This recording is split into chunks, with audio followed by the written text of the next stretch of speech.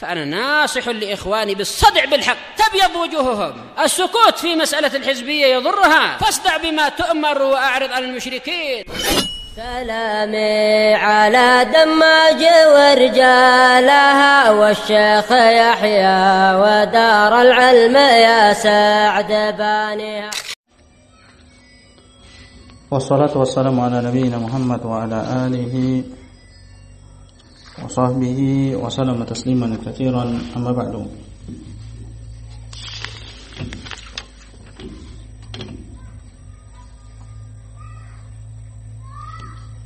Kita lanjutkan pelajaran kita Al-Mukhtasar fi Ushul Hadits.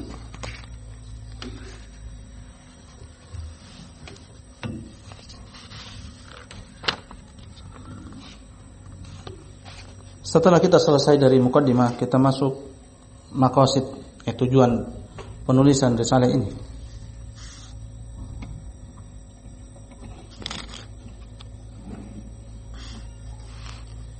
Qala rahimahullah, berkata Al-Jurjani rahimahullahu ta'ala, Al-maqasidu i'lam anna matna al-hadithi nafsuhu la yadkhulu fil i'tibari illa nadira bal yaktasibu sifatan min al-quwwati wad-dha'fi wa baina wa bain bihasbi awsafi ruwati min al-adalati wad-dhabti wal-hifdhi wa khilafiha.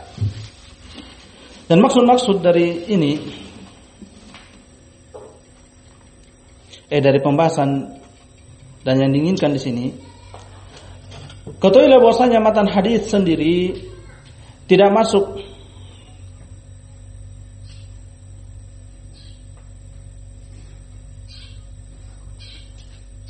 dalam keteranggapan kecuali jarang.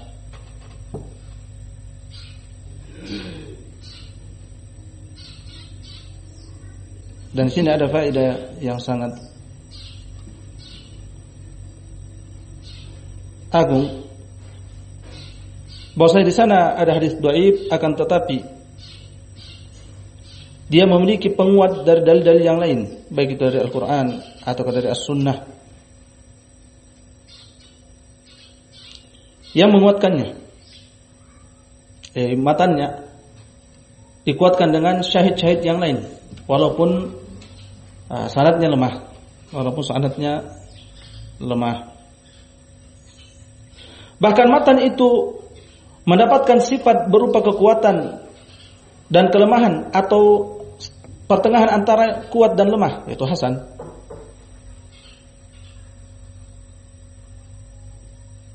Baik itu sahih li dzatihi atau sahih li ghairihi. Demikian hasan li dzatihi atau hasan li ghairihi. Dan maksud bain dan bain di sini adalah sesuatu dari kekuatan dan sesuatu dari kelemahan, pertengahan. Itu sesuai dengan sifat para perawi.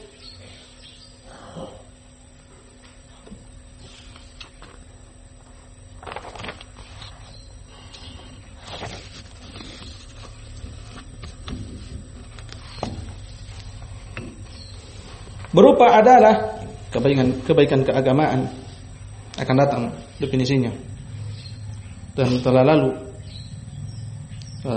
penyebutannya dalam pelajaran kita Baiquniyah adalah al-malakah tahmilu sahibahu ala mulazamati taqwa wal muru'ah. Kemampuan yang membawa pemiliknya untuk menetapi ketakwaan dan muru'ah. Dan bukan berarti dia tidak boleh salah dan tidak pernah terjatuh dalam dosa, akan tetapi yuqarib wa yusaddid, mendekati dan mencocoki, berusaha.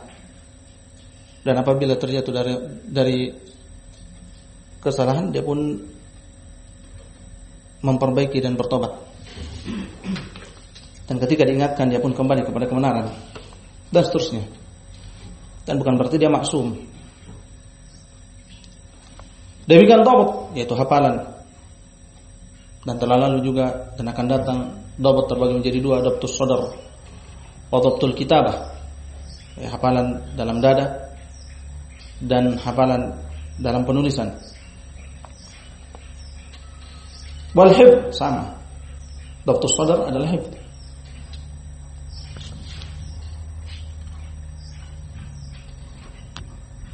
Berkata guru kami, wa hadza tabi li dhab. Ucapannya wal hifdz ini mengikuti dhabt. La qala bil dhabti fa hasb la kafa. Seandainya penulis hanya mengatakan cukup wadhabt saja, sungguh maka itu cukup.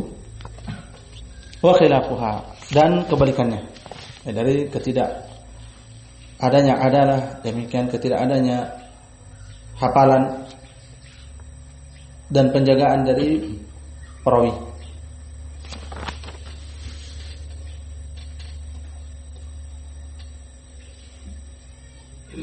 Berkata Adz-Dzahabi di sini ada faedah, laula ad-dha'f al-mawjud bil hasan la sara sahihan. Kalau bukan ada kelemahan yang didapati pada hadis yang hasan, niscaya dia akan menjadi hadis yang sahih.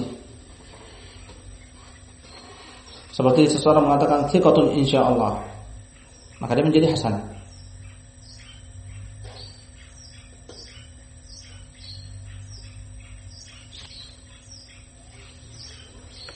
Dan tingkatan perawi, tingkatan ta'dil 5 dan tingkatan jarh 6.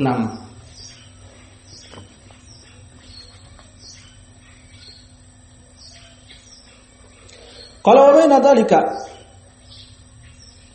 aw biasa bil isnad min al-ittisal wal inqita' wal irsal wal ittirab wal nahwiha.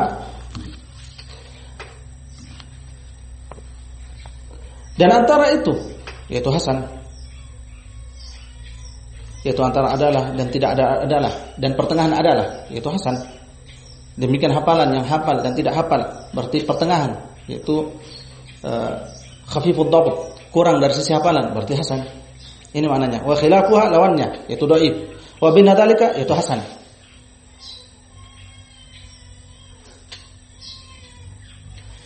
Aw biasbil isnad min al-ittisal wal inqita' wal irsal wal ittirab wa nahwiha. Atau sesuai dengan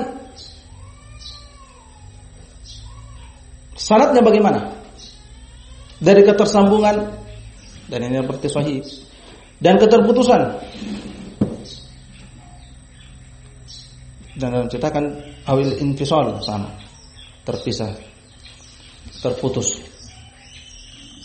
Irsal dan muttarib, dan ittirab kembali kepada dhabt, ittirab kembali kepada hafalan. Wa nahwiha, dan semisalnya itu raf'ul mauquf, menjadikan yang mauquf menjadi marfu'.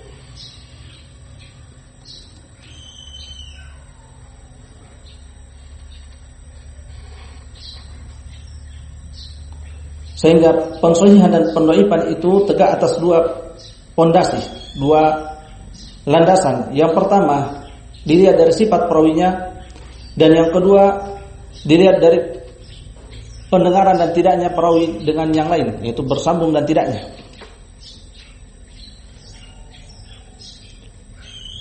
Fal haditsu ala hada yang qasimu ila sahihin wa hasanin wa dhaifin. Maka kesimpulannya hadis itu berdasarkan apa yang telah disebutkan yang lalu, yaitu ada yang kuat, ada yang lemah, dan ada yang pertengahan. Terbagi menjadi 3, yaitu hadis sahih, hadis hasan, dan hadis dhaif. Hadis dhaif. Hada ini yaitu hada taksim. Pembagian ini idza nudhira ila matn, kalau ditinjau kepada matan, yaitu hukum akhir, hukum nihai. Wa amma idza nudhira ila awsafir ruwah faqila huwa thiqatun adlun dhabitun aw ghairu thiqah. Nah, kalau sempurna hadisnya maka kita hukumi hadis hasan, hadis sahih, hadis dhaif.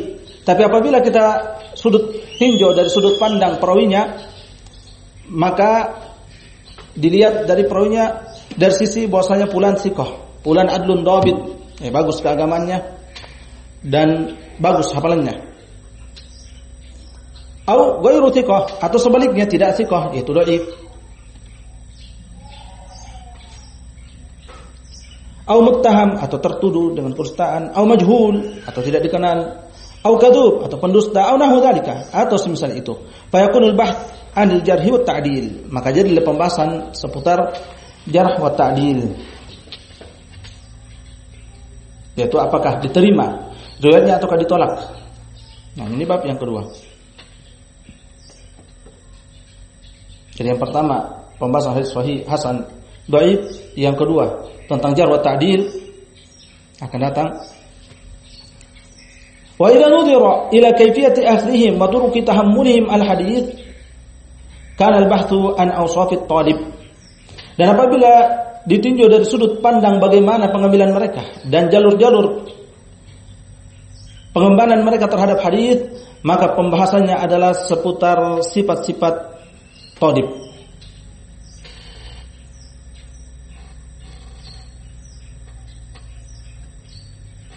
Itu sifat-sifat pengumpul hadis, talib yang mengambil hadis lalu menyampaikannya.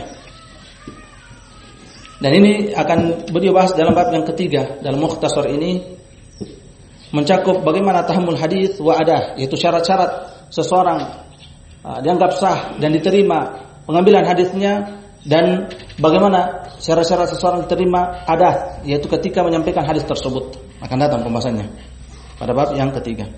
Wa idza buhita an asma'ihim wa nasabihim kana al-bahthu an ta'yinihim wa takhsis dawatihim fal maqasidu murattabatun ala arba'ati abwab. Dan apabila dibahas tentang nama-nama dan nisbat-nisbat mereka, maka pembahasannya adalah seputar penentuan mereka dan menentukan zat-zat mereka, orang yang mana. Maka ini dalam bab yang keempat. Fal maqasidu murattabatun ala arba'ati abwab. Maka maksud-maksud dari mukhtasar ini tersusun menjadi 4 bab. Tersusun menjadi 4 bab. Bab yang pertama yaitu macam-macam hadis hasan atau sahih, hasan dan dhaif. Bab yang kedua adalah tentang adalah wa dhabt, bagaimana kondisi hadis atau perawinya, adalah dan dhabt ar-rawi, jarh wa ta'dil intinya. Bab yang ketiga kaifiyatut tahammulil hadis, bagaimana cara pengambilan hadis tersebut dan penyampaiannya. Dan yang bab yang keempat asma'ur rijal, nama-nama para perawi.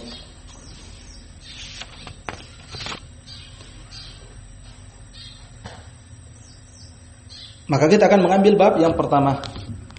Al-babul awal fi aqsamil hadis.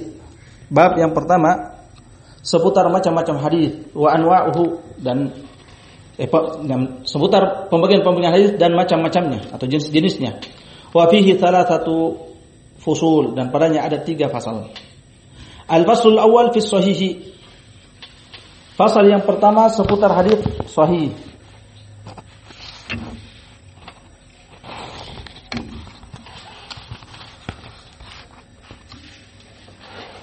Jadi pada pasal yang pertama berkaitan tentang hadis sahih,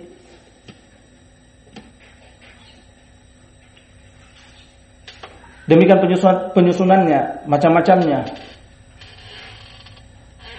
Dan pasal yang kedua adalah definisi-definisi tentang hadis hasan, dan bagaimana apabila berbilangnya jalur hasan.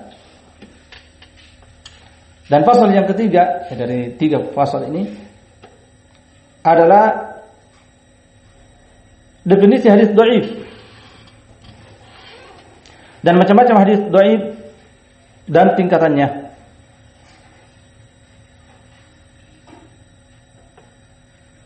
Dan pasal yang pertama adalah hadis sahih.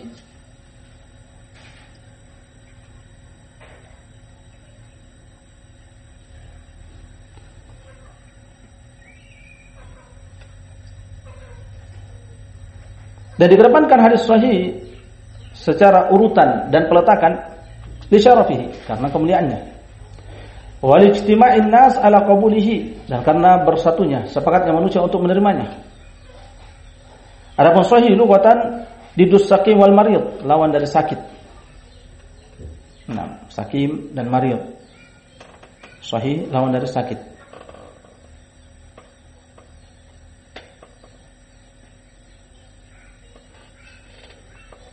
Kemudian penulis yaitu Al-Jurjani rahimahullah taala menyebutkan di sini definisinya secara istilah ahli hadis. Huwa mattasala sanaduhu binaqlil adli ad-dhabiti an mithlihi wa salima an syududin wa illah. Dia adalah yang bersambung sanadnya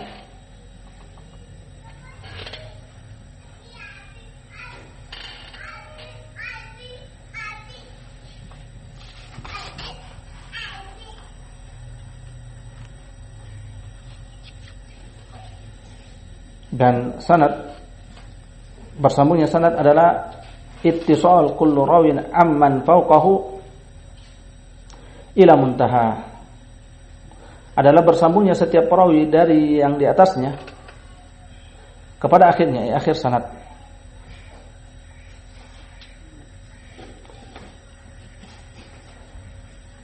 Sawa'un kana bisima'in aw ijazatin aw bil kitabah, baik itu dengan mendengar langsung atau ijazah, diberikan ijazah pembolehan, atau kitabah, tulisan. Dan keluar darinya munqati'at al-khamsah, keluar darinya 5 kategori hadis-hadis yang terputus.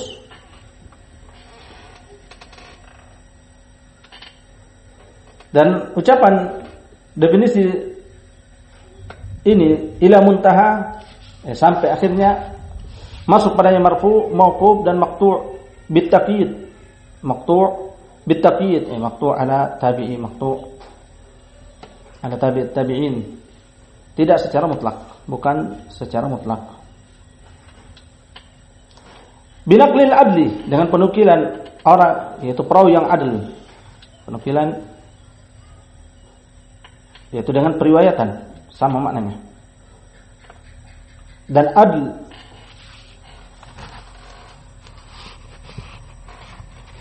adlud dhabit, adl telah lalu, yaitu malakah tahmilu sahibahu ala mulazamati taqwa wal muru'ah,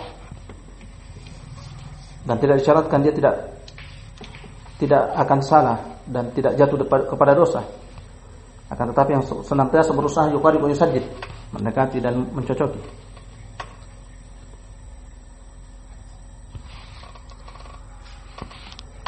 Dan takwa sendiri huwa al-qiyamu bit-ta'ah wa tarkil ma'siyah, melaksanakan ketaatan dan meninggalkan kemaksiatan.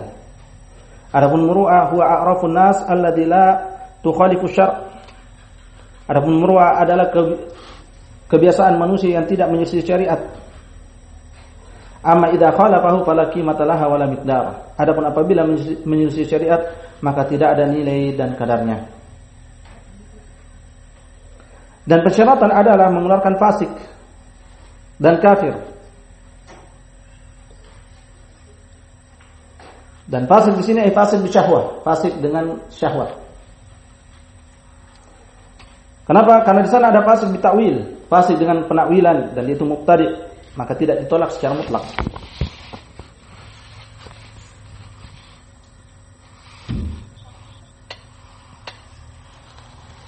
Berbeda ketika tahammul, mengambil periwayatan hadis, maka boleh si kafir dan fasik.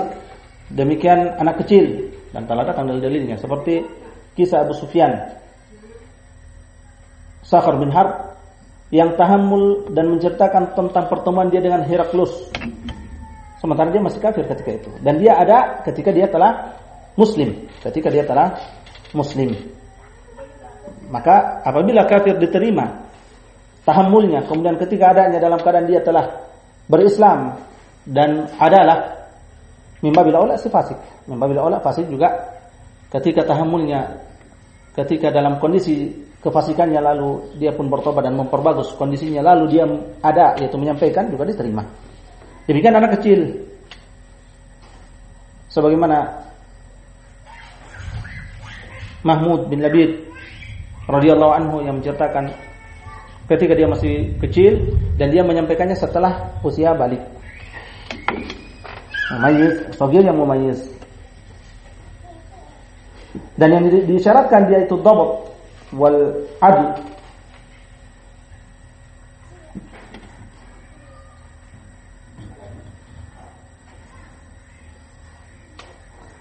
Yang disyaratkan adalah dhabt ketika tahammul mengambil hadis. Adapun halatul ada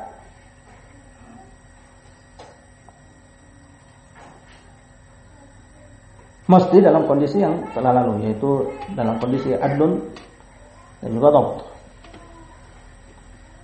Itu menghafal apa yang dilihat dan apa yang didengar. Dan juga mengeluarkan syarat adalah majnun, orang gila.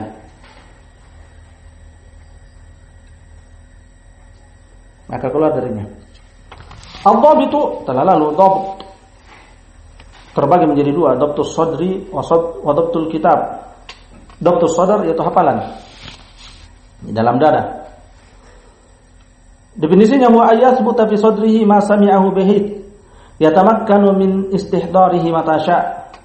Yaitu tetap di dalam dadanya apa yang didengar, di mana dia mampu mengingatnya dan menyampaikannya kapan dia mampu, kapan dia mau. Nah, kapan dia mau. Ini dhabtus sadr. Amma dhabtul kitab, adapun pemeliharaan kitab, huwa siyanatuhu indahu mundu sami'a minhu. Nah, mundu sami'a fasahahahu ila ayu addiya minhu. Adalah penjagaan dia terhadap kitab di sisinya sejak dia mendengar hadis tersebut dan meluruskannya sampai dia menyampaikannya dari kitab tersebut. Dalam keadaan terjaga, tidak ada yang mengganggu dan menambah-nambah atau mengurang-urangi kitab tersebut. Wajabu ma fi hadzal bab huwa Abu Awanah. Dan yang paling bagus dalam bab ini dhabtul kitab adalah Abu Awanah.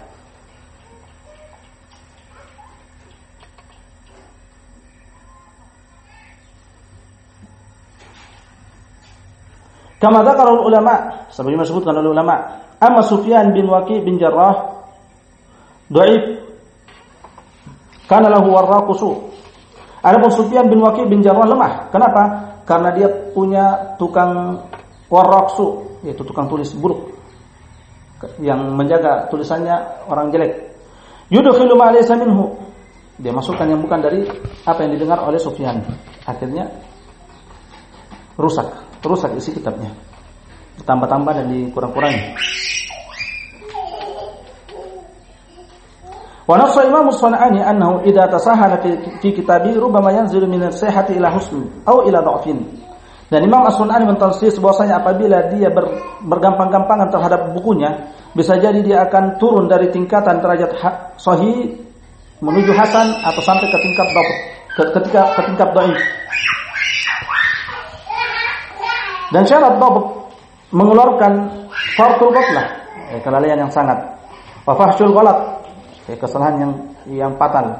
Wa farqul ghalat, dan kesalahan yang berlebihan. Farqul ghaflah tindak tahammul. Adapun farqul ghaflah yaitu ketika dia tahammul, yaitu menerima hadis, mengambil hadis. Wa fahsyul ghalat indal ada, kekeliruan yang fatal ketika dia menyampaikan. Maka kesimpulannya dhabt adalah syarat fi halatit tahammul wa fi halatit ada. Syarat ketika dalam kondisi menerima hadis dan ketika kondisi menyampaikan hadis.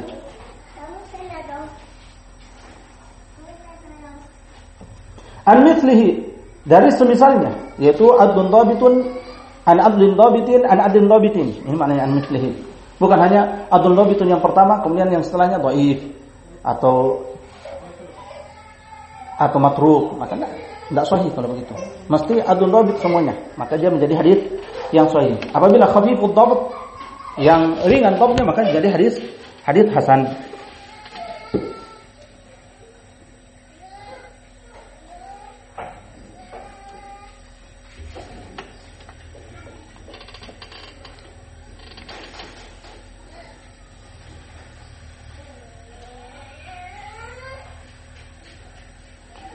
Dan ditambahkan ila muntaha, sampai akhir sanadnya. Nah, an mithlihi ila muntaha, sampai akhir sanadnya, baik itu marfu kepada Nabi sallallahu alaihi wasallam, sahih marfu'an, atau mauquf, sahih mauqufan, atau maqtu', sahih maqtu'an, atau maqtu' ila tabi' dan seterusnya. Wa salima min an syudud, dan selamat dari syudud, syadz.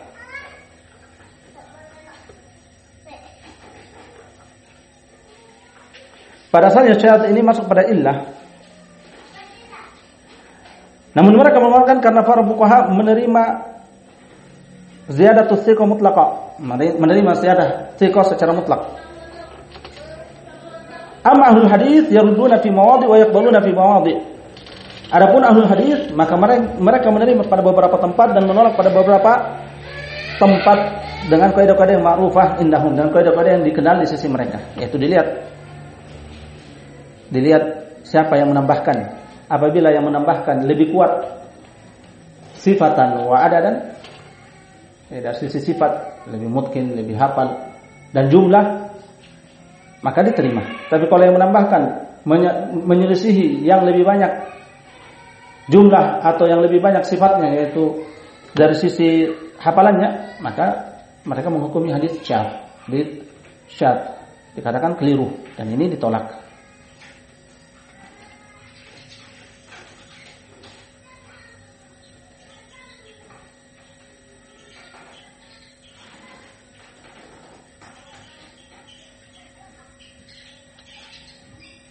Wa illah, dan illah seandainya diubah takdirnya dengan i'tilal atau i'lal, niscaya itu lebih baik. Kenapa?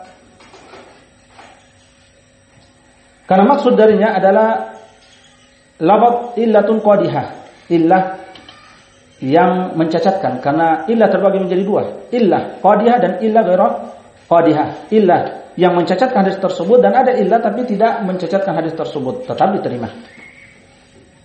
Baik. Jadi kesimpulannya bahwasanya syarat sahnya hadis itu 5 alamat, 5 syarat,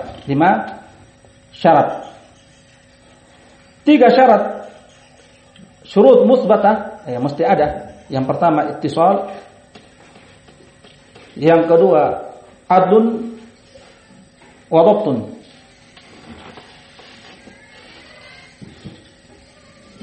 Ini 3. Yang pertama bersambung, yang kedua perawinya adlun, dan yang ketiga perawinya dhabit. Adilun dhabit. Adlun dhabit. Dan 2 yang manfiyah, 2 syarat yang ternafikan, mesti ternafikan dari hadis tersebut, yaitu syadz. Tidak boleh dia syadz. Kapan dia syadz? Yang menyelisih yang lebih kuat darinya, maka tertolak. Yang kedua illah, yaitu illah qadihah,